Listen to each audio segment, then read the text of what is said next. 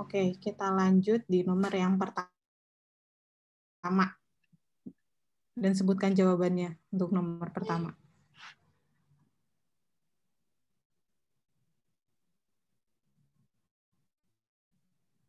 Aku, Kak. Boleh, boleh. Satu, organisasi yang dianggap sebagai berdirinya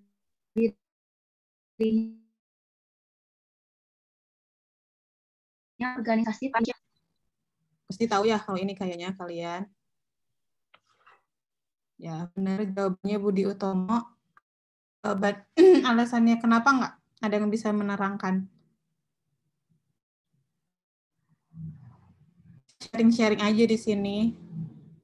Kalian tahu boleh, atau nanya langsung ya, jangan lupa biasa. Kita sharing di sini. Nggak tahu, bingung, cuma tahu itunya aja. Pada ketawa.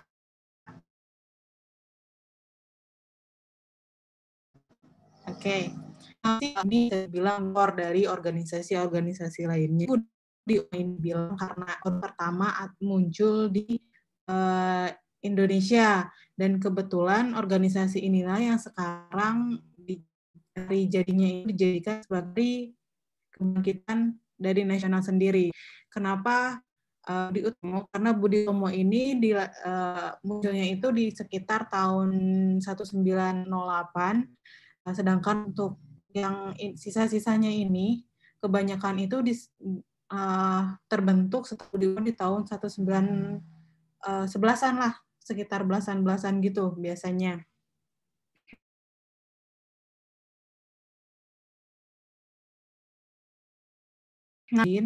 Dan dia itu mengumpulkan teman-temannya untuk hayu yuk kita bikin suatu organisasi nih, kayak gimana organisasinya gini-gini. Dan memang untuk tujuan Budi Utomo ini lebih ke organisasi yang berbentuk pendidikan, bukan organisasi yang berbentuk politik maupun ekonomi. Jadi di sini Budi Utomo benar-benar pure gitu, pure emang. Jadi mereka organisasi ini itu cara berjalannya itu mengangkat anak gitu, terus ke desa-desa, ke wilayah untuk saling edukasi satu sama lain. Nah, itu Budi Utomo. Nah, yang pendirinya itu sekolahnya tuh namanya Stovia. Jadi Stovia itu bisa dibilang sekolah kedokteran pada masa zaman dulu gitu, namanya itu Stovia. Nah, itu cikal bukan cikal bakal sih. Jadi orang-orangnya itu terdiri dari orang-orang Stovia itu gitu, dari orang-orang kedokteran. Nah, kayak gitu. Nah, kalau Budi Utomo. Lalu setelah adanya Budi Utomo,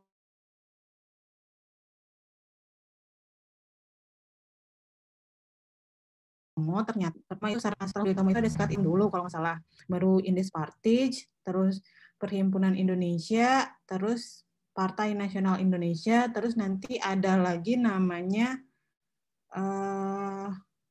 sebelum Partai Nasional Indonesia tuh ada yang cikal bakalnya buat PKI. Nah, itu yang buat PKI namanya ISDV. Nah, ISDV itu di antara ini nih. Nah, kalau Indes Parties ini ke apa ya? Kalau ini emang udah politik kalau nggak salah, lebih ke nasionalisme. Tipikalnya kan kalau Budi Utomo tadi lebih ke pendidikan dan sebagainya ya. Kalau untuk Indes Parties ini sudah mulai udah nasionalisme terus ke politik. Nah, di sini karena yang Indonesia Cipto Mangunkusumo, walaupun memang di sini pendidikan pun masuk ya gitu, tapi ada rasa nasionalisme yang dipupuk di sini tuh. Lalu Sarekat Islam. Nah, Sarekat Islam ini terbentuk karena adanya SDI atau Serikat Dagang Islam. Jadi biasanya untuk orang-orang Islam pedagang, jadi ini tuh khusus ke ekonomi ya, kalau ini khusus ke ekonomi, dan anggotanya itu pasti orang Islam gitu. Nah, jadi di sini menghimpun kekuatan yang akhirnya nanti dalam perjalanannya itu dibagi dua itu kan ya, ada SI putih, ada juga SI merah, di mana nanti SI merah ini yang jadi ISDV itu dan berkembang menjadi PKI kayak gitu. Pusing nggak? Ini sekilas aja ya, kita kalau kecepatan bilang aja, oke? Jangan malu-malu ya. Nah, di situ setelah Sarekat Islam, kan harusnya berdiri utama Sarekat Islam, Indus Party ini, lalu ada Perhimpunan Indonesia. Nah, kalau Perhimpunan Indonesia ini tuh lebih miripnya kayak ini, kalau kalian OSIS gitu loh. Nah, jadi perhimpunan biasanya Perhimpunan Indonesia ini dari orang-orang yang ada di luar, mereka tuh mahasiswa ngumpul, kalau sekarang sih PPI mungkin ya. Nah, ngumpul bikin organisasi. Nah, di sini tuh udah mulai, dan ini tuh pendidikan juga sih untuk Perhimpunan Indonesia, bentuk si organisasinya kayak gitu. Bukan politik seperti ini kayak gitu. Kalau Perhimpunan Indonesia kayak OSIS, kalau OSIS kan perhimpunan untuk siswa ya. Nah, kalau ini tuh perhimpunan untuk mahasiswa, dan kebetulan ini karena Indonesia namanya, jadi Perhimpunan Indonesia itu ya mahasiswa yang ada di luar kebanyakan, dan salah satu ininya apa sih orangnya atau anggotanya itu ada Hatta, ada Muhammad Hatta kayak gitu. Oh ini, lalu ini ada Partai Komunis Indonesia, Partai Nasional Indonesia. Partai Nasional Indonesia atau yang disebut biasanya PNI, Partai Nasional. Nah, si Partai Nasionalnya ini tuh udah kelihatan kan, nasional partai. Ini tuh berarti bernafaskan politik yang sampai nantinya tuh di tahun Orde Baru, Orde Lama itu ini pasti masih ada si partainya.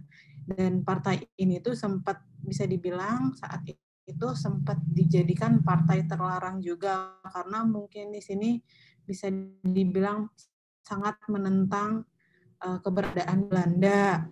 Lalu untuk Partai Nasional ini tuh anggotanya itu ada Insinyur Soekarno termasuk di dalamnya, makanya di sini bisa dibilang partai ini cukup kuat gitu, sampai akhirnya nanti jadi partai yang masuk dalam pemilu-pemilu yang ada di Indonesia. Kayak gitu. Oke, sampai sini ada yang ditanyain nggak? Atau masih bingung di sebelah mana gitu?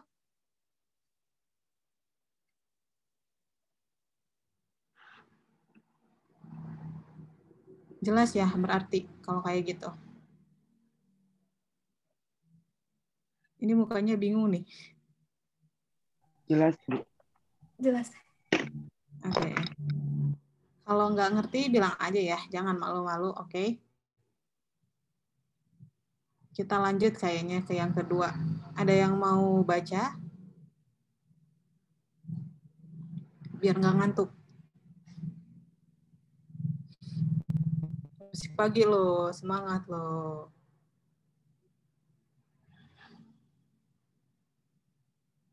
Kayak nggak ada. Pembumi hangusan Bandung yang dilakukan oleh rakyat Bandung di latar belakangi sama apa, hayo? Bandung loh. Kalian kebanyakan orang Bandung kan? Tahu nggak sejarah? Saya bukan teh. Gimana Ira? Saya bukan. Oh, Ira dari mana Ira? Dari Garut. Oke, berarti Ira nggak tahu, tapi yang lain pasti tahu sih. Tapi harusnya tahu sih Garut juga, karena udah pernah belajar ini di kelas 11. IPA Kak soalnya. Oh, iya kalau IPA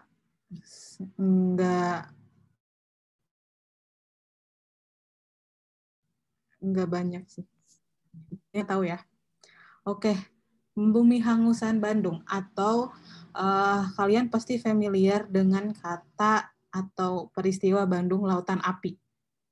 Nah, itu namanya Pembumi Hangusan Bandung gitu. Kenapa disebut Bandung Lautan Api? Karena memang sebagian dari wilayah Bandung itu dibumi hanguskan gitu, dan itu di wilayah Bandung Selatan kebetulan. Lalu sebenarnya apa sih sebenarnya yang melatar belakangi dari pembumi hangusan ini sebenarnya? Nah, kita lihat.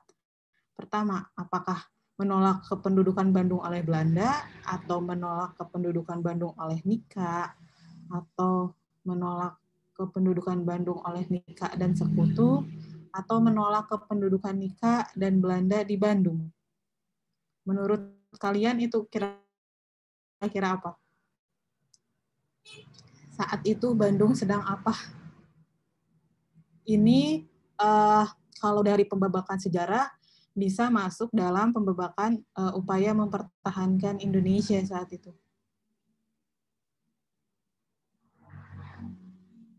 Yang pasti pembumi hangusan Bandung ini memang ditujukan untuk penolakan terhadap penjajah.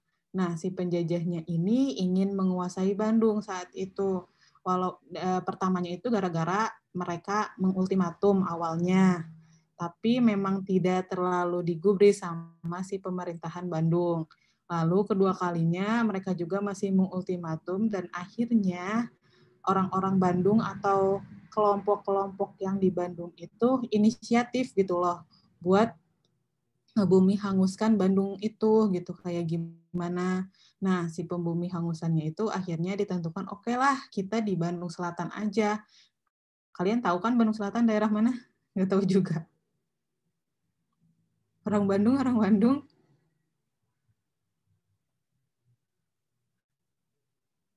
Nggak tahu ya. Bandung Selatan itu daerah, kalian tahu kan pasti daerah ini Muhammad Ramdan, Muhammad Toha, nah itu daerah situ. Sampai ke Dayakolot, sampai ke Kopo, itu daerah Bandung Selatan. Makanya di situ kan ada Tugu Bandung Lautan Api. Nah itu sebenarnya utamanya di daerah situ. Nah kenapa di bumi hanguskan agar ya itu Bandung tuh nggak bisa ditempatin gitu loh. Kan kalau orang-orang mau nempatin itu pasti harus ada wilayah ataupun benar mereka bisa tinggalin gitu ya. Nah, kan ini jadi biarpun emang yang Bandung Song gitu perlawanan, tapi yang nggak bisa digunain kalau walaupun si yang ngejajah itu bisa masuk ke Bandung gitu. Jadi nggak bisa digunain dan pasti itu kebagi gitu. Nah, yang paling tepatnya adalah ini.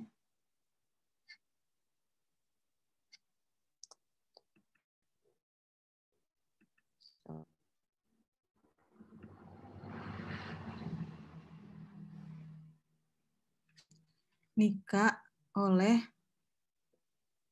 sekutu saat itu. Jadi bisa dibilang kan waktu itu Belanda udah kalah perang nih. Nah, kalau di luar tuh udah kalah perang. Dan beberapa wilayahnya kan diambil alih oleh sekutu sama Nika. Nah, ini tuh saat peristiwa Bandung Lautan Api itu kan pasca kemerdekaan Indonesia sebenarnya. Jadi di situ Belanda sebenarnya udah antara bisa balik lagi dan enggak. Tapi sebelum Belanda balik lagi ternyata karena udah diserahin ke Amerika si pihak Indonesia itu, makanya di sini ada namanya sekutu, wilayah apa sih pasukan sekutu sama pasukan Nika yang berasal dari yang kalau sekutu itu kan dari akibat Perang Dunia II ya. Jadi negara-negara persekutuan blok barat. Nah, ini sekutu kalau Nika memang dikhususkan untuk dari Amerika gitu pasukannya kayak gitu. Di sini paham nggak? Paham. Ira gimana Ira?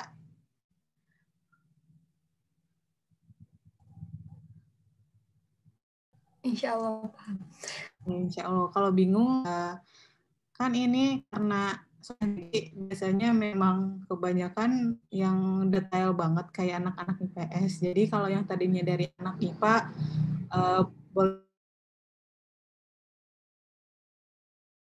boleh banget nih kita sharing. Kalian jangan emang diterangin satu persatu.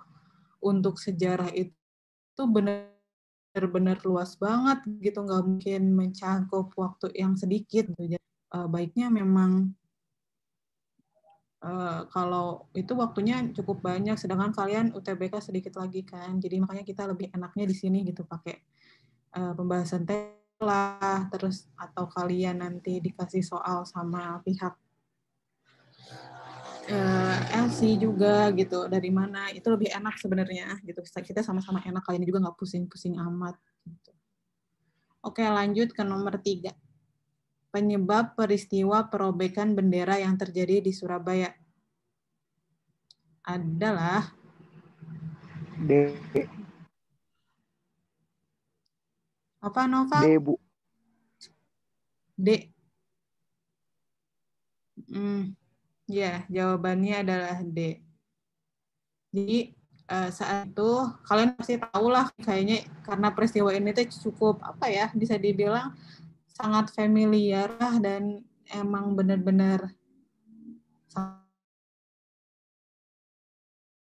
sakit hati juga ya. Atau kalian kalau pengen lihat secara kecilnya, ada tuh di yang jadiin film di animasi apa ya namanya, yang pertempuran Surabaya tuh, lupa nama filmnya. Kalian bisa tonton di situ loh, bisa searching biar bisa kebayang kayak gimana prosesnya.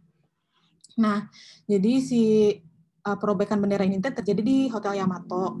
Nah, kenapa? Gara-gara ya itu, di Hotel Yamato itu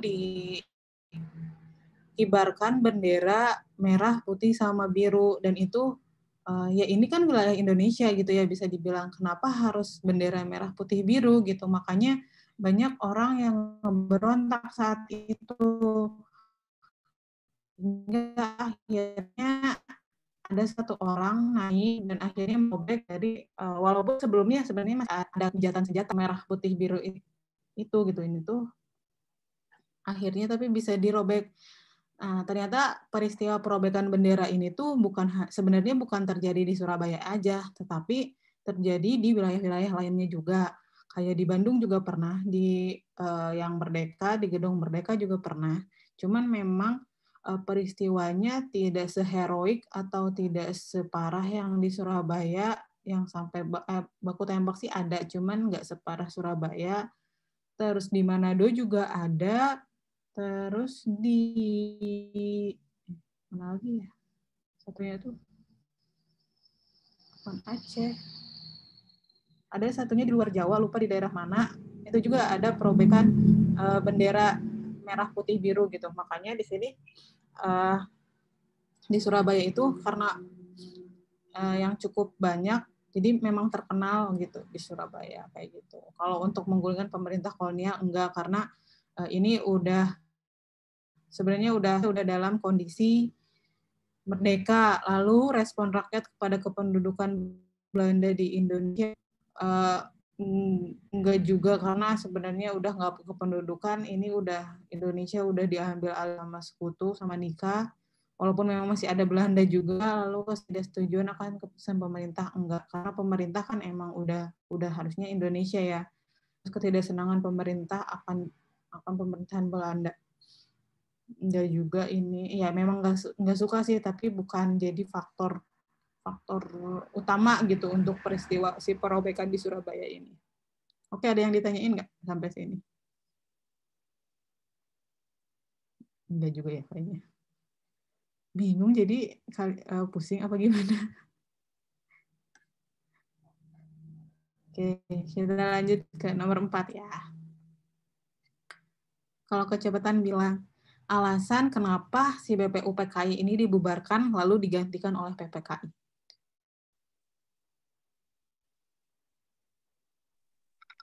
Lembaga buatan Kalau Nova Jepang, jawabannya kinerja yang tidak Kak. Waktu di TO. Nova, Oke, tidak dibutuhkan lagi berarti ya.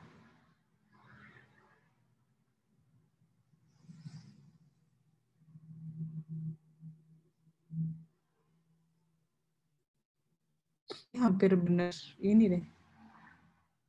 Tidak dibutuhkan lagi. Sebenarnya masih sih. Oke, kita bahas dulu kali ya, BPUPKI sama PPKI itu apa. Jadi sebelum PPKI atau panitia persiapan kemerdekaan Indonesia itu ada namanya BPUPKI, Badan Penyelidik Usaha Persiapan Kemerdekaan Indonesia. Jadi ini tuh mereka tuh punya awalnya BPUPKI itu nyelenggarain sidang sampai beberapa kali, tapi sidang pertama aja mereka yang merumuskan dasar negara itu, dan akhirnya tanpa melakukan sidang-sidang yang lain tuh akhirnya mereka dibubarkan oleh pihak Jepang sendiri sebenarnya. Lalu akhirnya ada yang namanya muncullah PPKI, karena PPKI itu bisa dibilang nggak lama ya, nggak selama dari PPKI. Lalu untuk PPKI sendiri, nah ini ternyata mereka sempat sampai mengadakan sidang hampir 3 kali kalau nggak salah. Nah, sidang pertama ini lebih menetapkan dari Undang-Undang Dasar. Kayak gitu. Kalau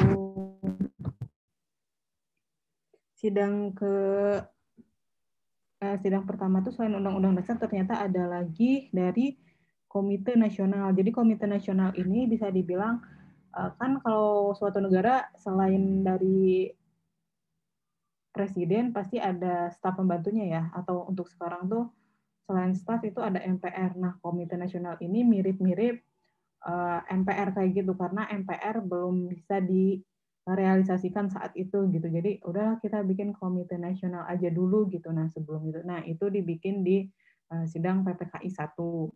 Lalu mengangkat menetapkan siapa sih presiden sama wakil presidennya saat itu kayak gitu. Lalu untuk sidang yang kedua di sini udah kementerian di mana ada kurang lebih 11 12 iya antara 11 atau 12 ya benar 11 atau 12 kementerian yang dibentuk oleh PPKI yang awalnya Indonesia saat itu masih 8 kementerian kalau 8 kementerian. Lalu adanya pembagian provinsi. Jadi kan kalau waktu dulu sebelum Indonesia merdeka ya cuman dibagi kayak ini wilayah Sumatera, ini wilayah Jawa, cuman kayak gitu-gitu doang. Nah, setelah adanya PPKI ini dirumuskanlah nih ada 8 provinsi di mana itu ada Provinsi Sumatera, ada Provinsi Jawa Barat, ada Provinsi Jawa Tengah, ada Provinsi Jawa Timur, terus ada Sunda Kecil. Sunda Kecil itu kalau dibilang sekarang tuh Bali ya. Nah, Bali, terus ada Kalimantan, ada Maluku, ada Sulawesi. Jadi ada 8 gitu. Nah, lalu untuk sidang yang ketiga, itu pembentukan yang tadi. Indonesia Komite Nasional, kan kalau yang awal tuh cuman Komite Nasional yang pusat bisa dibilang. Jadi secara keseluruhan, kalau di 3 itu lebih didetail lagi, di mana yang siapa yang pusat, siapa yang di daerah yang tadi provinsi itu, kayak gitu. Nah itu dilakukan di sidang PPKI yang ketiga. Lalu ada juga pembentukan dari TNI, atau dulunya kita kenal dengan nama BKR, Badan Keamanan Rakyat, lalu nanti berkembang jadi TKR, Tentara Keamanan Rakyat, yang sekarang jadi TNI kayak gitu. Oke, jadi untuk nomor 4 sendiri, menurut kalian apa nih? Soalnya ada beberapa nih lembaga buatan Jepang, iya memang lembaga buatan Jepang. Lalu kinerja tidak sesuai. Ini salah sesuai juga sih. Menguntungkan satu pihak, dari logika ini bisa. Dibubarkan oleh Jepang juga bisa. Tidak dibutuhkan lagi juga bisa. Sampai bisa diganti kan pasti nggak dibutuhin ya kalau kayak gitu.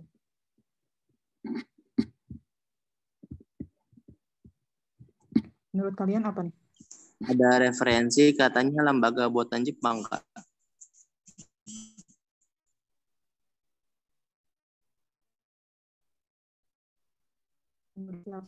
Ya. Mana coba?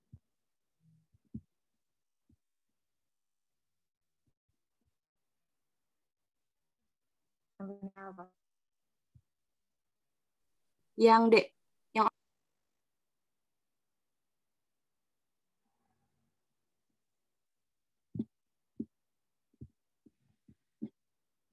Oke. Berarti Jadi kan tadi yang B enggak ya, karena memang sesuai. Terus tidak dibutuhkan lagi, sebenarnya masih butuh aja sih. Kalau PPKI itu kan masih sama juga, ini juga sama. Lebih tepatnya ini kayaknya ya. Soalnya ini lumayan nih. Lebih tepatnya ini kali ya, dibubarkan. Karena kan tadi setelah dilihat kan kalau BPUPKI itu memang buatan Jepang. Tapi kan yang di dalamnya juga masih ada beberapa orang Indonesia. Mungkin memang bisa dibilang kalau nggak dibubar menguntungkan satu pihak, bisa juga. Ini kan jadi ini masih sama ini masih terhubungan gitu. Lalu untuk tidak dibutuhkan lagi itu bisa nggak mungkin juga gitu. Jadi itu salah. Jadi yang ada mendekati mungkin ini ya dibubarkan oleh Jepang, karena kalau memang nggak dibubarkan ya ini bisa menguntungkan satu pihak, bisa memang nantinya ini masih lembaga Jepang, jadi ini masih berhubungan gitu. Jadi kalau emang dilakukan oleh Jepang kan yang ini juga mungkin, ini juga nggak mungkin. Jadi yang mendekati yang D kali ya, lebih tepatnya. Oke, ada yang ditanyain nggak? Ngantuk nggak? Enggak. Novel mah nggak aja.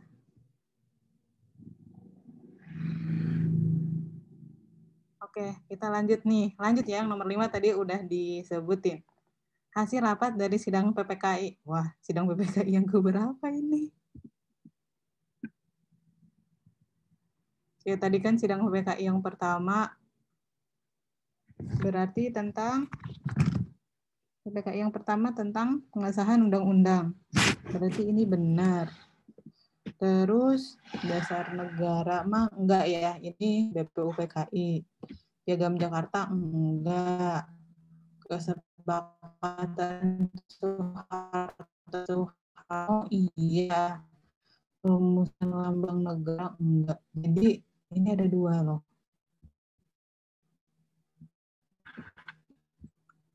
Nggak tahu ya darurat. Pokoknya ini ada 2 ini. Ada ini.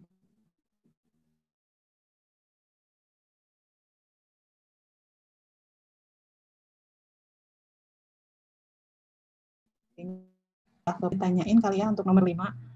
Karena ini ada dua jawaban. Mungkin kayaknya lebih tepat yang D kali ya. Iya yang D. Karena di sini perumusan Undang-Undang 1945. BPUPKI. Perumusan mah ya BPUPKI ya. Kalau Ya. yang di PPKI itu PPKI mah menetapkan dan mengubah. Ya, tuh benar Noval. Noval. Benar. Berarti terkecoh ibunya juga nih. Nah, itu. Jadi kalau perumusan berarti adanya di BPUPKI. Kalau di PPKI itu berarti namanya pengesahan ya. Jadi udah ditetapkan gitu. Oh, ini Undang-Undang 1945 kayak gitu. Kalau di itu mah enggak, berarti untuk kesepakatan yang Soekarno ini berarti ini sidang PPKI yang pertama. Oke. Makasih Noval. Kita nomor 6. Ada yang ditanyain dulu nggak? Sebelum lanjut. Ini udah masuk ke politik-politikan soalnya nih.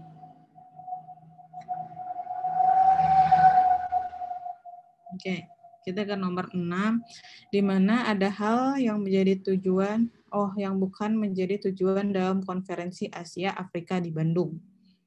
Jadi, secara ini aja deh, aku terangin.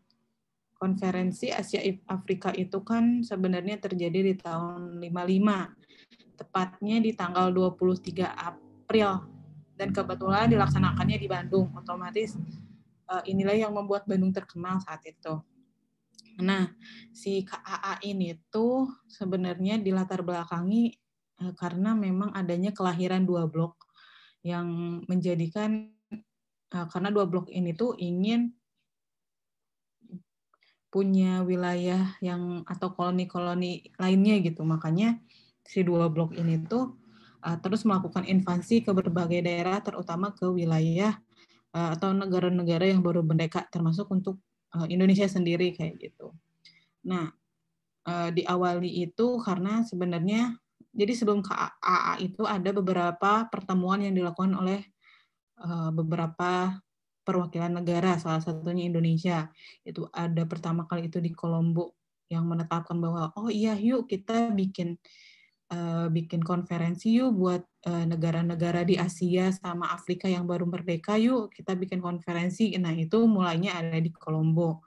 Baru nantinya ada susulan di Bogor, di mana di pertemuan di Bogor ini lebih tepatnya mereka itu merumuskan sebenarnya apa sih yang mau dibahas di KAA ini, lalu siapa sih yang mau diundang, terus gimana sih pelaksanaannya akan kayak gimana, di mana. Nah itu tuh ditetapkan di pertemuan di Bogor dulu kayak gitu. Nah baru nantinya akhirnya terjadilah pelaksanaan KAA yang melibatkan kurang lebih sekitar 60-70 negara yang dipelopori oleh 5 negara itu kan ya, Indonesia, apalagi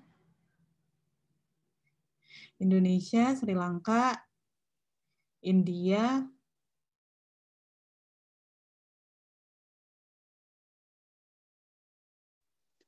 Burma. kita satunya apa? Nah itu ya Burma, lupa satunya Burma, atau yang sekarang bisa disebut Myanmar satunya. Makasih ya. Nah gitu, kalau kalian tahu boleh tuh langsung aja kayak gitu. Nah, konferensi ini tuh yaitu ditujukan untuk melihat, atau tujuannya itu ternyata setelah di konferensi Lombok itu kita membahas soal kerjasama, bukan kerjasama sih, lebih ke sekarang kan kolonialisme, takutnya negara-negara yang berkembang itu masih ingin dijajah oleh bangsa-bangsa lain. Nah, kita tuh harus menentang penjajahan tersebut kayak gitu. Lalu melihat kondisi dari negara-negara di Asia sama Afrika yang notabene masih berkembang. Jadi apa sih yang harus dibantu gitu. Jadi saling membantu di antara kemanusiaan, dari hak, terus konflik-konflik yang kayak gitu. Nah, itu saling dibantu untuk di KAA, terutama kalau untuk Indonesia sendiri sih lebih ke permasalahan yang Irian Barat itu. Nah, itu tuh dibahas ternyata di pelaksanaan KAA. Nah, hasilnya itu tentang ada termuat dalam Dasar-Sila Bandung yang isinya ada 10. Dan kebanyakan di Dasar-Sila Bandung itu, kalau kita lihat perumusannya itu soal kemanusiaan dan hak-hak individual seperti itu. Nah, di situ kalau kalian mau mungkin lebih jelasnya bisa dibaca di buku kalian juga pasti banyak. Kalau mau misalkan kalian ingin langsung, kayak ibu kan emang belajarnya tipikalnya langsung ke lapangan biasanya. Nah, itu bisa langsung ke museum KAA, itu banyak banget. Atau kalian bisa izin untuk ke kalau udah dibuka izin ke perpustakaannya. Nah, di situ banyak banget tentang maupun KAA atau tentang dunia-dunia luar itu bisa ambil di situ, tentang negara mana itu kalian bisa ambil di situ. Oke. Jadi kalau nomor 6, hal yang tidak menjadi tujuan dalam konferensi Asia Afrika di Bandung adalah bukan tujuan ya. Tadi kolonialisme berarti tujuan. Kependudukan di mata kedudukan Asia ini juga tujuan, karena kan bisa dibilang masih berkembang kan ya untuk Asia dan Afrika. Jadi dengan adanya konferensi ini sebenarnya menggambarkan bahwa ini negara Asia dan Afrika itu masih bisa eksis gitu, walaupun berkembang tapi mereka juga kuat dan eksis gitu di mata dunia, bisa dilihat sama orang-orang luar gitu kayak gitu. Menghalangi akibat dari perang dingin. Emang waktu itu udah perang dingin? Belum, kita simpan dulu jawabannya. Hubungan sosial, ekonomi, dan budaya antar peserta konferensi ini masih bisa masuk juga dari tujuan, lalu berperan dalam perdamaian dunia. Iya, ini berperan dalam perdamaian dunia. Berarti jawaban paling tepatnya yang tidak menjadi tujuan adalah ini, menghalangi akibat dari perang dingin. Karena untuk perang dingin itu terjadinya ya ternyata perang dingin itu 41 sampai 91 nggak sih? Ada yang tahu perang dingin berakhirnya tahun berapa? Iya, ini masih perang dingin ternyata. Bentar. Jadi mungkin yang D kali ya. Karena lebih ke untuk budaya kan ini nggak termasuk, tapi kalau untuk sosial dan beberapa ekonominya juga nggak terlalu, lebih ke tadi kolonialisme dan memang lebih ke perdamaian dunia. Jadi yang D jawabannya. Kalau yang C enggak, ternyata perang dingin masih ada akibatnya dari perang dingin. Karena kan tadi masih ada blok-blok itu ya, perang dingin itu terjadi tahun habis Perang Dunia II, jadi di 40 sampai 90-an masih perang dingin ternyata. Jadi ada yang ditanyain nggak sampai sini? Izin berpendapat, Kak, tapi di Dasar-Sila Bandung itu di poin ke-9 itu memajukan kerjasama dalam bidang ekonomi, sosial, dan budaya. Oh, gitu ya? Kan ya, Kak? Iya. Hmm. Mungkin yang C kan menghalang, izin berpendapat ya, Kak? Nggak apa-apa. Kita sharing aja ya. Oke. Perang dingin. Kenapa enggak menjadi tujuan? Akibat dari perang dingin itu sudah masuk ke dalam ranah Asia dan Afrika. Mereka tuh bukan hanya menghalangi, tapi mulai meresosialisasi. Maksudnya mulai berbenah dari akibat dari perang dingin itu. Bukan menghalangi saja, tapi mereka tuh mulai bekerja sama untuk menanggulangi akibat dari perang dingin tersebut. Seperti itu, Kak. Maaf kalau salah. Oke. Nggak apa-apa, Silva. Nah, gitu dong. Jadi enak kan kalau gini. Kadang kan Teteh juga lupa gitu ya. Bukan lupa sih, kurang teliti gitu ya. Lupa juga bisa aja, nama juga manusia ya. Kita sama-sama manusia. Jadi kita saling koreksi satu sama lain aja ya kalau kayak gitu. Thank you, Silva. Oke. Menanggapi yang Silva tadi akibat dari perang dingin. Lebih ke solusi ya sebenarnya. Ini agak mikir juga ternyata ya. Pertanyaannya benar banget nih. Jadi bisa dibilang untuk hal yang tidak menjadi tujuan dalam konferensi Asia Afrika. Ya Bu, yang C Bu. Nova juga setuju sama siapa?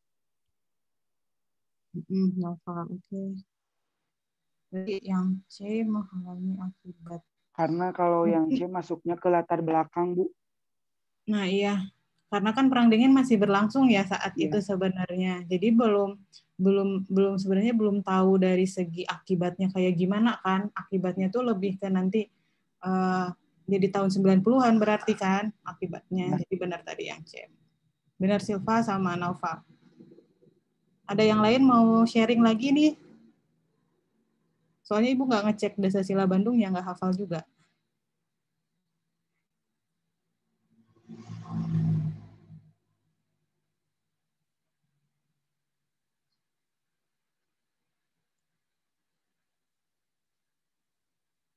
Oke, ada yang tanyain lagi atau mau sharing? Silva boleh loh kalau emang mau sharing lebih dalam. Soalnya kadang Teteh tidak ini ada yang berpendapat lain karena gini loh, kalau sejarah itu kadang kita memang punya fakta sama data gitu loh. Kadang persepsinya tiap orang atau interpretasinya itu kadang berbeda-beda juga. Jadi makanya kalau memang kalian punya pendapat yang lebih ini dari segi, kan ini kalau UTBK itu memang dari segi bahasa juga berbeda dengan saat kalian UAS ataupun saat kalian cuman tes-tes biasa gitu ya, atau sedang kalian ulangan harian. Bentuknya itu lebih tinggi. Jadi lebih enaknya memang kalau emang ada kesalahan gitu bisa kita sharing aja gitu. Atau emang kalian bukannya yang ini ya teh gitu. Nah itu bisa banget kayak Silva tadi, kayak Noval juga bisa kayak gitu ya. Jadi jangan malu-malu. Oke, makasih ya tadi untuk Noval sama Silva. Jadi nomor 6 yang C ya. Lalu untuk nomor 7, konferensi yang dipelopori oleh 5 negara ini dilatar belakangi oleh kondisi, mungkin yang ini Asia Afrika juga kali ya untuk 5 negaranya. Nah, dilatar belakangi oleh kondisi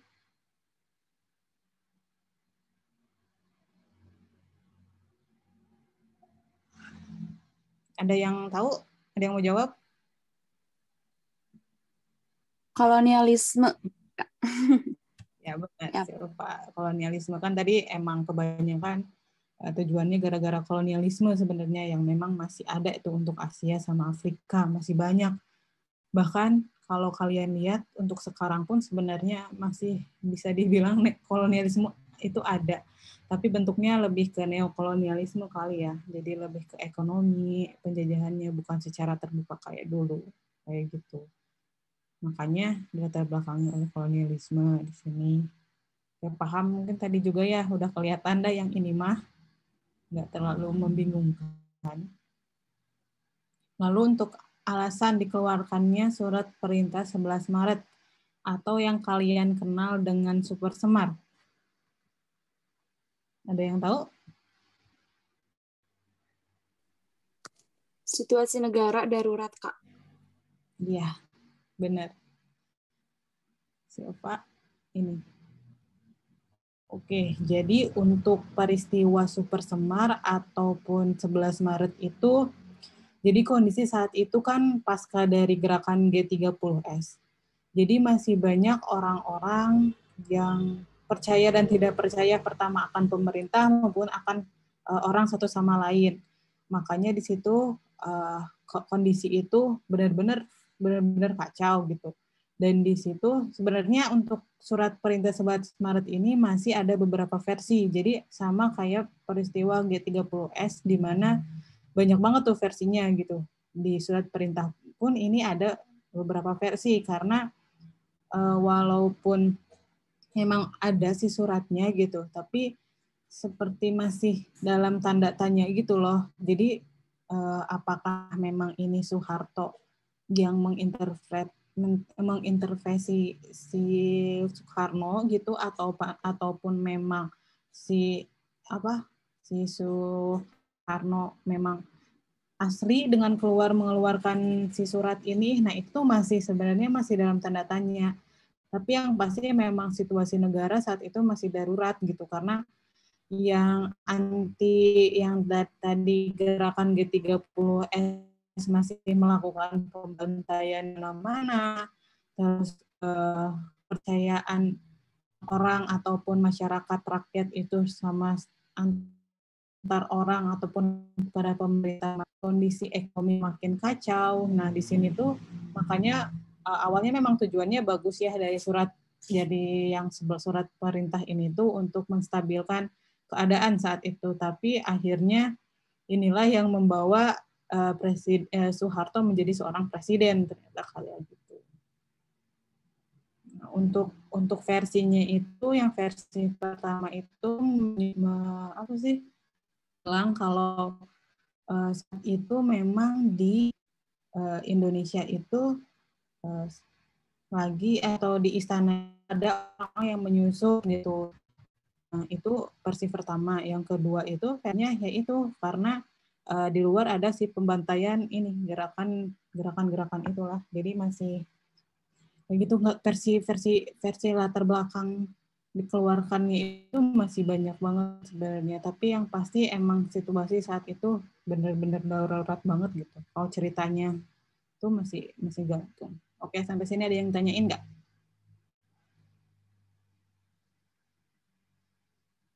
Mungkin dari Silva ada yang tanyain? Yes, Sil. Sudah jelas. Yep. Novel nggak ada? Nggak ada, Kak. Sudah jelas. Yang lainnya tidak bersuara? Boleh next bentar, Kak, lihat jawabannya. Apa? Langsung aja. Ini Oh iya, udah. udah, Rafli udah. Oke. Kita lanjut kali ya. Ke nomor 9. Tujuan dilakukannya fusi partai politik oleh pemerintah Orde Baru. Fusi berarti bisa dibilang penggabungan. Jadi pada masa Orde Baru kan banyak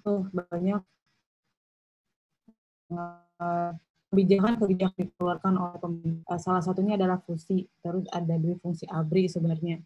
Terus ada apa lagi ya? Banyak pokoknya. Tapi yang benar-benar terkenal itu antara fusi dan kejadian dua fungsi ABRI. Lalu untuk fusi itu sebenarnya kan penggabungan. Jadi waktu itu di Orde Baru karena memang dibebaskan. Kan tadinya Orde Lama itu partai politik itu benar-benar hanya satu gitu, kayak PNI ya udah PNI doang gitu. Misalkan terus kalau PKI udah PKI doang gitu, benar-benar dibatasin, dan akhirnya di Orde Baru itu dibebasin, dan regulasi dari setiap pembuatan partai politiknya itu lebih gampang. Makanya saat itu partai politik itu mulai menjamur nih si partai politik itu. Walaupun memang kecil-kecil, tapi menjamur. Nah, akhirnya pemerintah menetapkan, yuk kita fusi aja nih si partai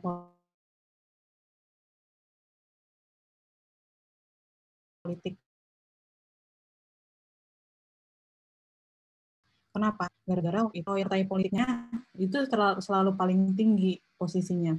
Berbeda sama kalau memang si partai politiknya itu masih kecil, ya udah di bawah gitu. Jadi di sini tuh kayak gitu.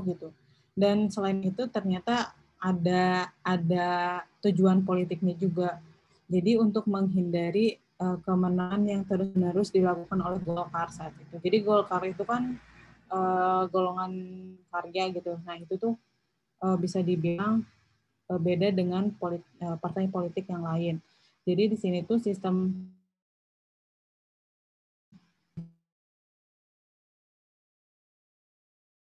fungsinya itu nanti berdasarkan ideologi dari setiap partainya. Misalkan kalau ideologinya Islam, mereka bersatu dengan ideologi Islam yang lainnya, seperti yang nantinya ngebentuk jadi Masyumi. Nah itu tuh dari Islam gitu. Terus dari yang emang nasionalis, dia bisa masuk ke PNI kayak gitu. Lalu nanti kalau yang sistemnya itu nanti ada yang PPP juga kayak gitu. Nah, lalu di sini jadinya untuk tujuannya sendiri sebenarnya udah kelihatan sih. Tadi kan fusi berarti penyederhanaan. Ya berarti yang A. Udah kelihatan sih sebenarnya untuk yang nomor 9 gitu. Tujuan dilakukannya fusi ini. Kalau partai zaman di enggak, sistem partaian enggak juga, ideologi peragaman enggak juga, karena masih ada ideologi lain di setiap partai kan berbeda. Meminimalisir kelemahan setiap, enggak juga, malah kalau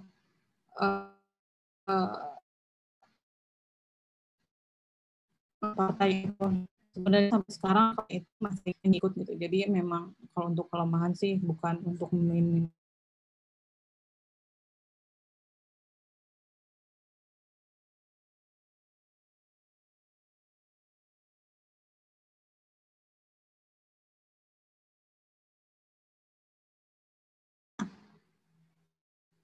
ITI itu sebenarnya kan banyak terjadi di berbagai wilayah. Namun yang mempelopornya itu ada di Jawa Barat. Jadi ITI itu tuh pernah terjadi di Jawa Tengah juga ada, Sulawesi Selatan. Sulawesi Selatan ada, Aceh pun ada. Ya, sebenarnya nggak cuma di 3 wilayah itu, cuman yang gedenya memang 3 wilayah itu ya, selain Jawa Barat tuh itu. Oke, kita bahas yang Jawa Barat dulu. Jawa Barat itu kan DITI yang pertama. Kalian pasti tahu siapalah yang ininya apa? Kartosuwiryo. Itu, ya, Kartosuwiryo. Nah, Kartosuwiryo itu tuh, jadi kenapa DITI ini bisa terbentuk? Jadi saat itu tuh karena perundingan Renville. Nah, si perundingan Renville ini tuh mengakibatkan kan adanya long march dari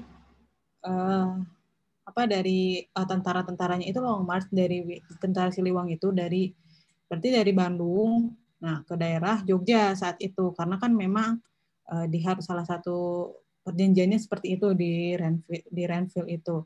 Makanya di Jawa Barat itu kosong gitu, nggak ada kekuasaan yang bisa mengendalikan kalau ada orang-orang dari luar. Makanya di sini DITI muncul karena mereka meyakini kalau ini udah bukan wilayah Indonesia lagi. Jadi kita bisa berkuasa di sini loh, karena TNI kan udah nggak ada di sini. Jadi kan berarti bukan wilayah Indonesia lagi. Nah, tapi dalam kenyataannya ternyata TNI kan balik lagi kan ya. Nah, di situ udah mulai adu pendapat kalau ya DITI atau Kartosuwiryo bilang ya ini kan emang udah wilayah kita gitu kan, kemarin kalian kemana, emang nggak ada kan gitu, udah bukan negaranya. Tapi ujung-ujungnya tapi kan emang sebenarnya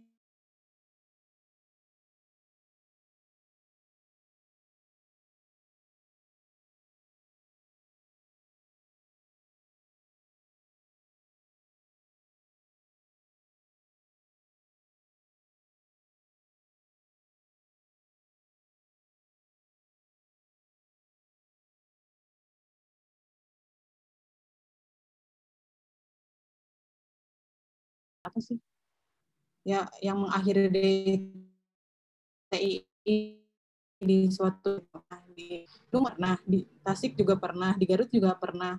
Itu tuh ada wilayah-wilayahnya walaupun memang itu wilayahnya kecil.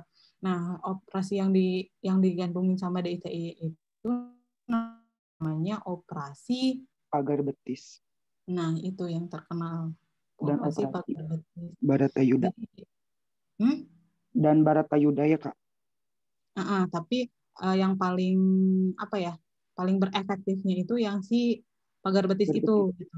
Kalau yang Baratayuda itu kan memang dari TNI-nya tuh lebih gitu ya. Nah, kalau yang si operasi Pagar Betis itu karena kalau kalian lihat dari segi base camp dari DITI yang ada di Jawa Barat itu kebanyakan mereka itu ada di atas gunung, melarikan dirinya itu, dan base campnya memang di atas gunung rata-rata. Jadi memang lebih efektifnya yang si operasi Pagar Betis itu. Walaupun memang dibarengin sama operasi Baratayuda itu juga kayak gitu. Oke, itu yang di Jawa Barat, dan itu yang pertama ya.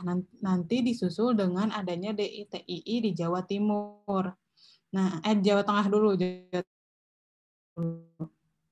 Nah, yang di Jawa Tengahnya itu ternyata awalnya itu karena memang bisa dibilang ikut-ikutan sih sebenarnya gitu, ikut-ikutan dengan adanya DITI Jawa Barat, dan di mereka juga kan ada beberapa wilayahnya yang memang ditinggalkan juga oleh TNI gitu. Ya udah kita ikut aja gitu, dan akhirnya lama-lama pas ini berkembang yang di Jawa Barat mereka tuh bergabung gitu, jadi bisa dibilang cabangnya gitulah. Nah, cabangnya dari DITI Jawa Barat itu adanya di Jawa Tengah itu kalau nggak salah daerah Cilacap tuh, yang utamanya itu daerah Cilacap.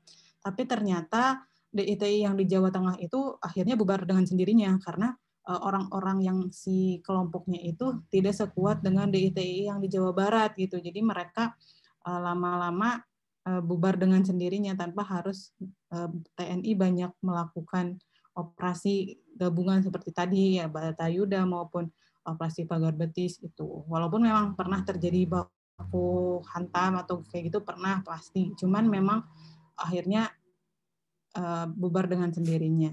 Nah, lalu ada yang di Aceh. Nah, kalau yang di Aceh ini sebenarnya ini tuh gara-gara ketidaksukaan akan kebijakan pemerintah. Jadi saat itu pemerintah itu ingin menggabungkan Aceh itu menjadi satu dari bagian dari Sumatera Utara kayak gitu. Nah, sedangkan saat itu atau emang dari dulu tuh Aceh punya keistimewaan sendiri. Mereka tuh memang punya adat sendiri kan ya. Nah, itu kan nggak mau bergabung kayak gitu loh ke wilayah Sumatera Utara. Makanya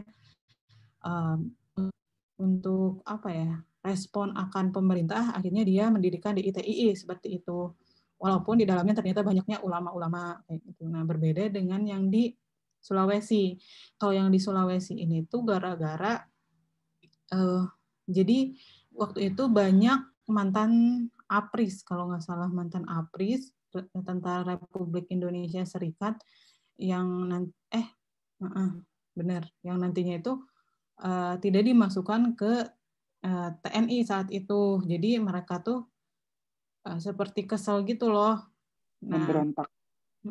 harusnya kan bukan APRIS, jadi tentara kemerdekaan tadinya tuh mereka tuh tentara kemerdekaan yang tapi nggak dimasukin ke tentara nasional gitu, nggak dianggap gitu loh, kesejahteraannya tuh nggak bisa dibilang dicuekin gitu. Harusnya kan ya udah dikasih bantuan ekonomi lah ataupun kesejahteraan sosialnya seperti apa, terus ataupun kita bisa dimasukin lagi ke TNI, tapi ini tuh enggak sama sekali gitu. Makanya mereka marah dan akhirnya membentuk DITII tersebut gitu. Walaupun memang untuk Aceh dan si Sulawesi itu memang berada di luar dari hubungan dengan DITII Jawa Barat.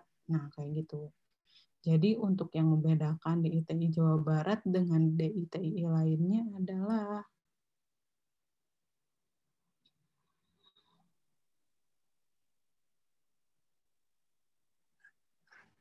Mungkin.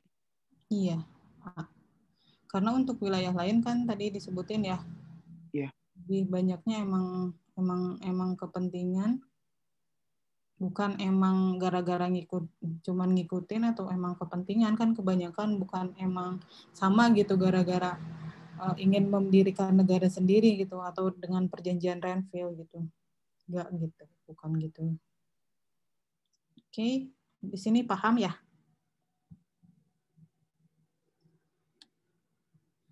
Nggak cukup panjang di ITI ini karena lumayan. Oke, kita lanjut ke 11. 11 itu akibat dari Perang Dunia. Kita udah mau beres ya? Sampai jam berapa sih?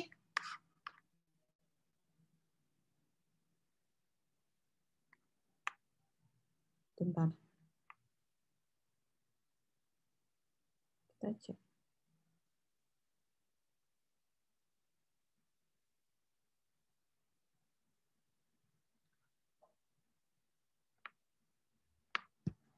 Kita lihat jadwal dulu.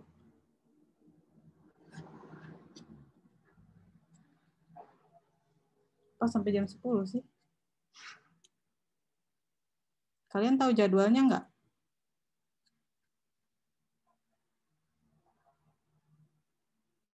Tahu, Kak. Sampai jam berapa sih? Jam 10 lanjut materi lain gitu. 9.45, Kak.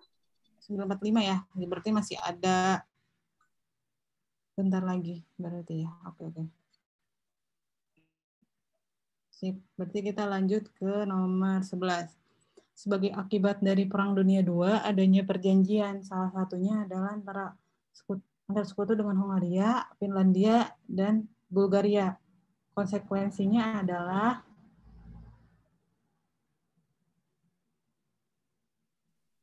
ada yang tahu apa? Mengganti rugi biaya perang ya, Kak? Iya. Karena ya benar, mengganti rugi biaya perang. Karena untuk ini juga bisa, tapi kalau untuk Hungaria sama Finlandia sama Bulgaria enggak, tapi kalau untuk Belanda iya, ini wilayahnya. Kalau untuk kerugian biaya perang itu hampir semua yang kalah pasti mengganti rugi biaya perang ya, hampir semua yang kalah termasuk dari Hungaria, Finlandia, Bulgaria ini. Lalu wilayah koloninya dikuasai pihak menang itu hanya beberapa negara, tapi bukan negara ini, bukan dari 3 negara ini. Orang yang terlibat perang dan hukuman. Sekarang sih kan lebih ke punishment kayak rugi ini, terus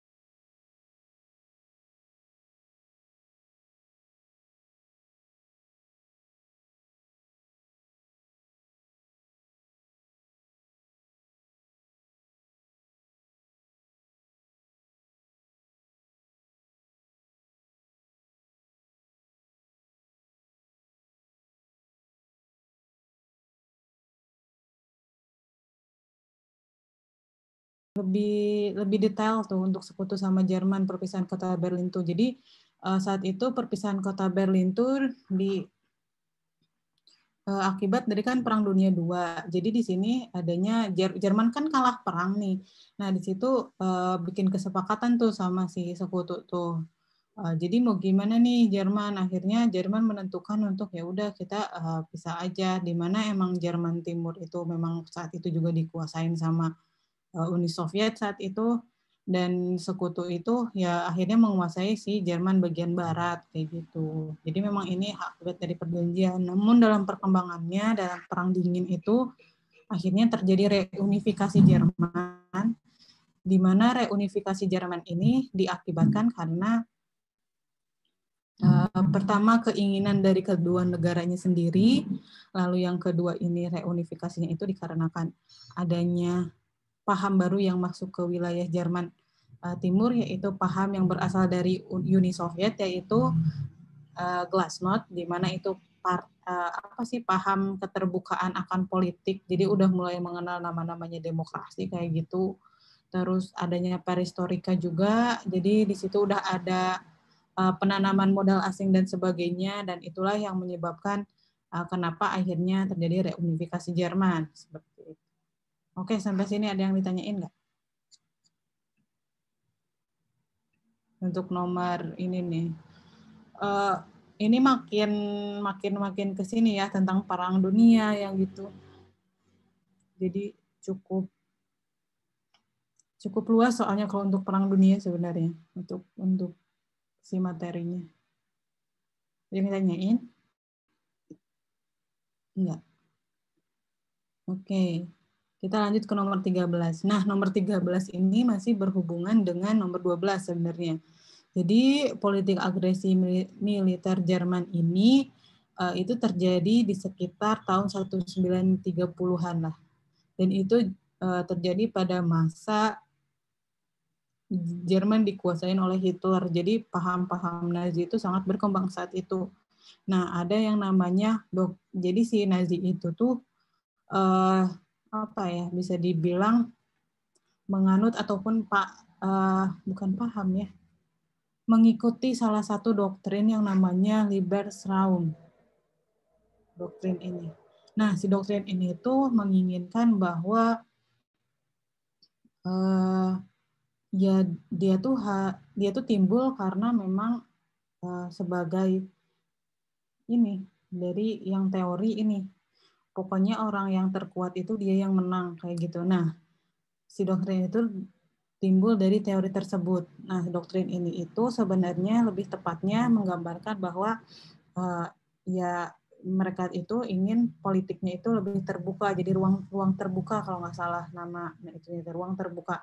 Nah, ruang terbuka ini dimaksudkan jadi pengen nggak ada batasan gitu loh setiap negara gitu, pengen ya udah terbuka aja gitu. Jadi pengen dikuasain sama dia gitu, untuk satu negara dan wilayah lain itu ya emang dikuasain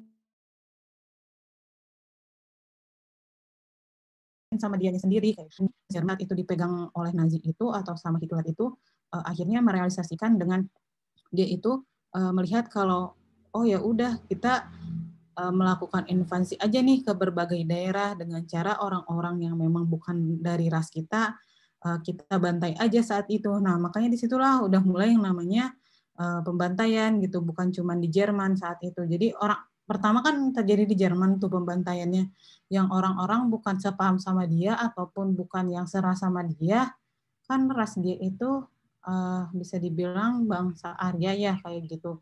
Nah itu tuh yang selain dari situ mereka tumpas, terus melakukan invasi keluar tuh kayak ke Poland, kayak ke Cekoslovakia. Nah itu tuh mereka sudah mulai melakukan invasi berdasarkan sama doktrin, tapi mereka itu dilandasin sama si ras gitu, bukan karena cuman karena politik terbuka ataupun ruang terbuka mereka ingin menguasai daerah itu, tapi ada untuk menaklukkannya itu mereka tuh dengan ras kayak gitu, dengan kalau nggak secara sama mereka ya udah kita tumpas kayak gitu.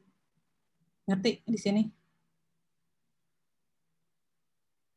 Doktrin ini jarang masuk sih, setahu Teteh ke sekolah sebenarnya jarang masuk banget si politik ini tuh.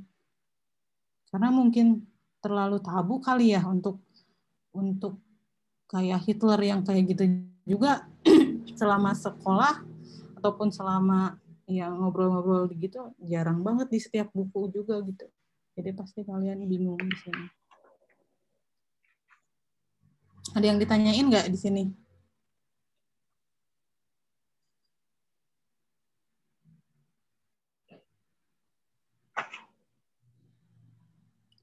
Oke, karena kan ini waktunya kita tinggal kurang lebih 10 menitan lagi. Kita sharing aja deh. Kalian ada hal yang nggak dipahamin nggak dari ini? Dari kalian saat TO, dari kalian belajar sejauh ini, mungkin ada yang ditanyain nggak? Kak, kalau dalam segi latihan ini nggak ada gitu, nggak ada kendala, cuma dalam materi, jadi Novel itu kurang paham gitu Kak tentang materi sejarah dunia gitu. Jadi boleh minta tipsnya gitu buat mengasah kembali atau That's what I was thinking. seperti itu Kak. Jadi lebih tips ya, Novel. Yang lainnya gimana? Ada lagi nggak?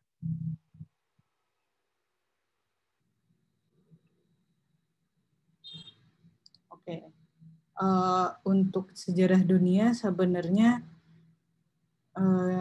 pasti hampir setiap orang kebanyakan kesulitan sebenarnya. Bukan cuma Novel aja sih gitu ya. Ibu juga pas awal-awal memang sedikit, atau Teteh juga keseringan karena terlalu banyak gitu ya. Cuman kalau untuk tipsnya sih, kalau untuk belajar sejarah, pertama kalian satu sih, suka dulu aja sih sebenarnya. Kalau kalian udah suka itu cepet banget sih sebenarnya masuk untuk sejarah dunia dulu. Kalau emang kalian nggak suka, maksudnya kan susah ya untuk suka suatu pelajaran, yakin enggak, susah banget gitu tuh. Nah, cara belajarnya ya ini kayak dari soal-soal kayak gini kalian belajarnya. Soalnya jujur untuk sejarah dunia aja, yang misalkan kalian pelajarin di kelas 3 nih, kan sekarang kan sejarah dunia ya kebanyakan yang minat, kalau anak IPS sejarah dunia banyak tuh. Nah, kalian belajarnya dari kayak soal-soal kayak gini. Nah, soalnya kalau semua itu ya subhanallah banget, tapi kalian tuh pasti nantinya ujung-ujungnya ada keterhubungan sama si apa-apa yang terjadi di Indonesia aja gitu belajarnya, karena kan ini balik lagi sih ke tujuan. Kalau kalian kan ini tujuannya TBK ya, pasti kalau UTBK itu si pertanyaan-tanyanya itu masih yang berhubungan dengan Indonesia kebanyakan, kalaupun emang dunia. Misalkan yang sering keluar sih kayak perang dingin, perang dunia 2 sebenarnya kayak gitu. Itu tuh sering keluar kayak gitu. Tapi balik lagi, biasanya kalau yang perang dingin kayak gitu, nah biasanya di daerah Asia yang dibahasnya kayak Vietnam, kayak Kamboja, terus biasanya Jerman. Nah, itu yang negara itu mungkin kalian bisa perdalamin di situ, lebih dipahamin lagi, mungkin baca-baca, ya. Kak, kalau misalnya dalam UTBK suka ada kisi-kisinya nggak tentang sejarah Kak? Enggak pernah nemu. Jadi rahasia ya Kak? Iya, benar-benar rahasia. Kita aja yang yang kayak di bimbel gitu ya, apalagi yang guru-guru yang di SMA, yang di bimbel aja susah gitu, yang maksudnya emang ditujukan untuk membantu kalian benar-benar fokus tuh susah. Tapi karena memang kita fokus, biasanya yang di bimbel itu kita ngadain research kayak gitu. Nah, baru oh iya biasanya yang keluar kayak gini-gini. Nah, kalau yang di guru-guru yang di sekolah, nah mereka itu jarang melakukan research, itu tuh emang kesulitan sebenarnya kayak gitu. Jadi emang rahasia banget, tapi dari tahun ke tahun biasanya memang yang tadi kalau yang dunia itu kayak perang dunia 1, yang sih 1 biasanya 2, sama perang dingin kebanyakan perang dunia itu. Jadi kalian di situ kalau perang dinginnya itu lebih ke Vietnam, biasanya Kamboja, terus itu tadi apa? Jerman, yang kayak gitu-gitu, yang emang berpengaruh banget gitu, ataupun emang yang peristiwanya langsung besar. Jadi kalian fokusnya ke mempelajari yang gitu. Nah, cara mempelajarinya sebenarnya lebih enaknya dari buku sih. Mungkin kalian punya paket kali ya dari LC, dikasih kali ya untuk paketnya. Kalaupun emang nggak ada, kalian bisa bisa saya cari PDF. Enaknya sih PDF karena itu udah mencakup. Kalau emang enggak, kalian bisa nyari di internet, tapi emang yang websitenya terpercaya gitu loh. Ya Kak. Gitu aja sih tipsnya. Agak susah sih kalau untuk kisi-kisi kayak gitu, sama gimana sih gampangnya. Terus satu lagi, kalian sering diskusi aja sih. Oh iya. Nah, karena diskusi itu bisa saling ngasih insight yang satu dengan yang lain, terutama buat misalkan novel nih. Di sini pasti ada orang yang suka sejarah gitu. Jadi nggak semua yang belajar sejarah pun kadang menguasai satu sejarah yang sebagian mana gitu. Nah, itu biasanya Jadi saling pelengkap. gitu, Ya. pelengkap gitu. Misalkan ada kan di sosum satu misalkan novel sama siapa gitu. Yuk kita diskusi sama sosum yang 2 sama siapa kayak gitu. Ini gimana? Tahu nggak gini. Nah, itu bisa aja kan kalian sebenarnya gitu. Atau sama teman kalian yang di sekolah bisa aja, itu nggak masalah loh. Ya. Atau sama orang tua kalian misalkan emang yang suka ini bisa aja. Tapi lebih enak sama teman sih. Jujur. Itu aja. Makasih Kak. Sip. Ada lagi yang ditanyain?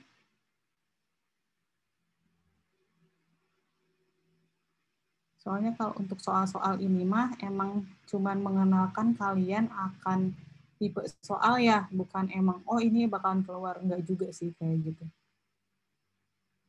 Nanti dikasih tahu deh untuk yang 14, pasca perang dunia, banyak negara yang mengalami kehancuran di bidang ekonomi. Amerika, nah ini yang A.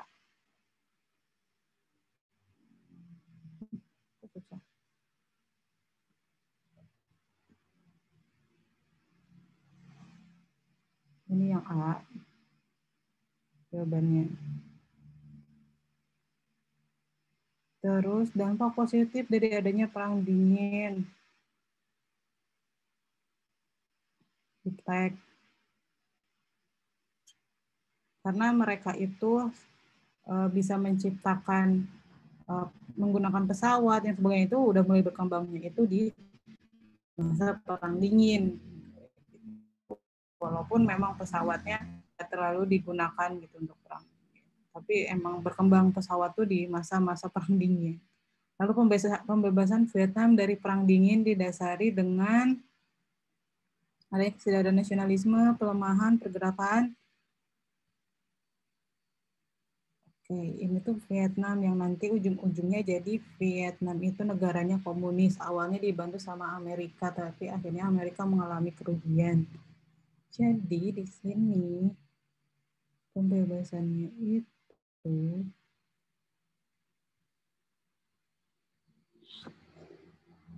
karena di akhir paham Mao Zedong itu sangat berkembang di Vietnam, makanya pergerakan dari si Viet Minh ini makin. Jadi lebih tepatnya yang D. Atau ada yang mau ini boleh. Lalu adanya pemisahan blok barat dan blok timur di latar belakangi karena udah tahulah yang ini mah yakin yang B. Lalu 18 3 dari 5 negara gerakan non-blok. Mana hayo? Indonesia, Mesir, India. Iya. Yang A. Terus penyelenggaraan deklarasi Bangkok. Deklarasi Bangkok ini tuh yang ngebikin jadi adanya ASEAN sebenarnya. Jadi ini sama ini berhubungan. Yang menetapkan, oh iya yuk kita bikin. Ya kayak tadi, kayak yang KA itu sebenarnya untuk deklarasi-deklarasi seperti itu di latar belakangnya ada.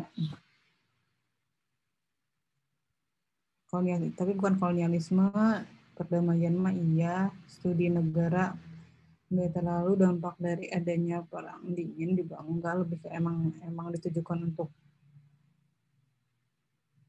kerjasama regional, cuman bingung gitu namanya apa, akhirnya nanti disebutnya udah ASEAN aja kayak gitu. Jadi alasan dibentuknya ASEAN itu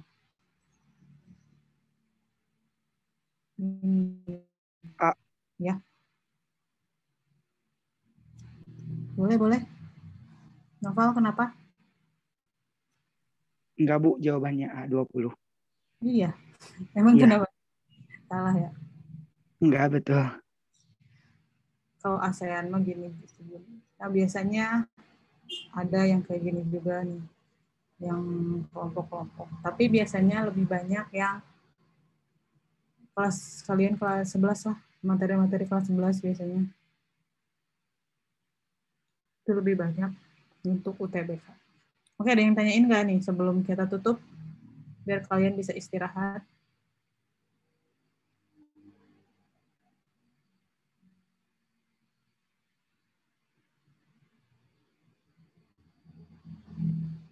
Nggak ada ini? Silva ada yang ditanyain nggak?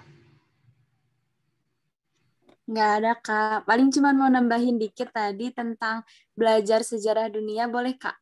Boleh. Tuh, saling sharing kan jadi enak. Iya. Boleh. Izin nambahin buat Nopal, tipsnya mungkin bisa lihat film dokumenter, atau sekarang tuh udah banyak banget kartun-kartun sejarah kayak gitu. Di YouTube juga banyak. Kalau channel tersendiri itu banyak, tapi pakai kebanyakan bahasa Inggris, jadi bisa sambil belajar bahasa Inggris juga. Kayak gitu, Kak. Oh ya, nanti aku bisa chat personal ya, Silpa. Oke. Nah, itu bisa. Bisa. Nggak bayar gratis. Free. Dari film juga itu banyak tuh film dokumenter. Iya, kan benar. kayak Indonesia juga yang tadi yang 10 November itu yang Pelabekan juga ada filmnya. Terus tentang pelayaran Amerika misalkan itu kalian bisa nonton film The Pirates of the Pirates, apa tuh namanya, The Caribbean of Pirates, itu Amerika, tentang pembentukan benua Amerika. Lalu banyak sih sebenarnya yang bisa dikaitin. Terus yang Perang Dunia yang Jerman yang kemarin yang surat itu apa sih namanya? Terus ada yang film 1918. Terus film apa lagi ya? Banyak lah pokoknya, bisa dari YouTube. Sekalian kalian enak loh sekarang, zaman sekarang YouTube banyak tuh, tapi ya itu sambil belajar bahasa Inggris juga, benar kata Silva. Nah itu. Oke, jadi nggak ada yang tanyain ini sekarang karena waktunya udah habis. kalau kalian mau nanya, boleh banget sih sebenarnya. Nanti ke ibu juga gitu, bisa nanyain lah ke wali kelas kalian untuk nomor ibu boleh, atau nomor teteh juga tinggal nanya aja ya ke situ kalau emang kalian bingung. Oke. Teh Putrinya ada nggak ya? Apa langsung tutup aja ini? Biasanya gimana kalian? Mungkin Teh Putrinya lagi di luar ya. Oke. Untuk kali ini mungkin kita cukupkan sekian kali ya untuk pertemuan kali ini. Kita lanjutkan, mungkin kita ketemu di minggu depan lagi. Enggak deh, besok kayaknya ketemu deh. Iya, kalau nggak salah besok kita ketemu lagi. Kalau ada ini nggak apa-apa, ntar ke Teh Putri aja. Teh Putri mungkin dia ngehubungin ke Teteh. Terima kasih atas perhatiannya. Mohon maaf kalau memang masih ada kekurangan, terus masih ada kesalahan. Terus makasih juga tadi buat yang nambah-nambahin. Nah, itu bagus banget. Nah, terus dikembangin. Terus kalian bisa saling ini ya, diskusi. Kita cukupkan sekian. Kalian persiapan untuk yang selanjutnya. Paling Teteh pamit ya. Nanti kalian masih bisa istirahat dulu bentar. Oke. Sampai sini aja. Assalamualaikum warahmatullahi wabarakatuh. Waalaikumsalam warahmatullahi wabarakatuh. Terima kasih banyak ya Kak Ina atas penjelasannya. Semoga bisa bermanfaat buat teman-teman semua ya. Aku izin live ya. Iya. Assalamualaikum. Waalaikumsalam. Ya. Nah, buat teman-teman semua standby aja ya karena nanti di pukul 10 pembelajaran selanjutnya akan dimulai yaitu pembelajaran sosiologi. Nah, sekarang kalian boleh istirahat dulu. Yang mau sholat duha juga diperbolehkan ya. Nanti jam 10 masuk lagi ke Zoom ini ya. Baik, Kak. Oke. Baik, Kak.